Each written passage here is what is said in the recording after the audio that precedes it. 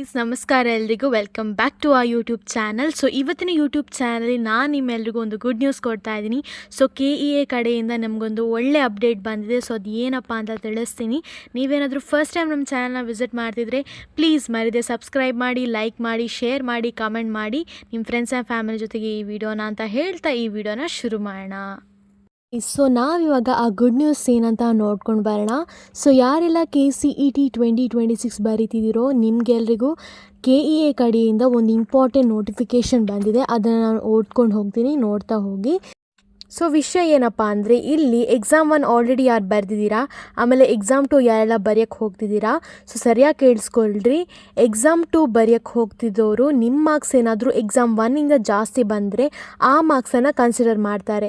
In case exam 2 ಅಲ್ಲಿ exam 1ಕ್ಕಿಂತ ಕಡಿಮೆ ಬಂದಿದೆ ಅಂದರೆ ಎಕ್ಸಾಮ್ 1 ಮಾರ್ಕ್ಸ್ ಪರಿಗಣಿಸಲಾಗುವುದು. ಈ ವಿಷಯದಲ್ಲಿ ಗೊಂದಲ ಬೇಡ ಅಂತ KEA ಅವರು ತಿಳಿಸಿದ್ದಾರೆ.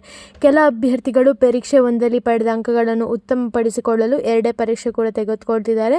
ಅಂಥವರಿಗೆ ಕಳೆದ ವರ್ಷದಂತೆ 2 ಪರೀಕ್ಷೆಯಲ್ಲಿ ಪಡೆದ ಒಳ್ಳೆಯ ಅಂಕ ಅಂದರೆ ಬೆಸ್ಟ್ ಅಂಕ ಹೈಯೆಸ್ಟ್ ಯಾವುದ್ರಲ್ಲಿ ಪಡೆದಿರ್ತಾರೆ ನೋಡಿ ಅದನ್ನು CET ರ್ಯಾಂಕಿಗೆ ಅವರು ಕನ್ಸಿಡರ್ ಮಾಡ್ತಾರೆ.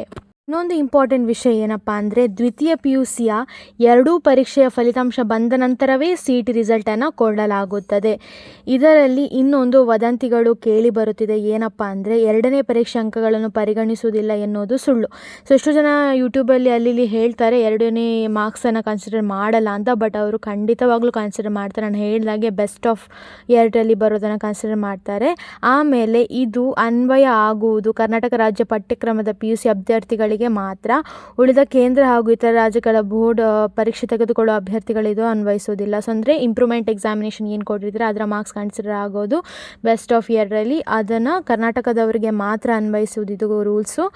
ಬೇರೆ ಇವಾಗ ಹೈದರಾಬಾದ್, ಕರ್ನಾಟಕ ಆ ಥರ ಎಲ್ಲ ಎಕ್ಸಾಮ್ ಕೊಡೋಕ್ಕೆ ಬರ್ತಾರೆ CET ಅವರಿಗೆಲ್ಲ ಇದು ಅನ್ವಯಿಸೋದಿಲ್ಲ ಅಂತ ಹೇಳಿದ್ದಾರೆ ಅಷ್ಟೇ.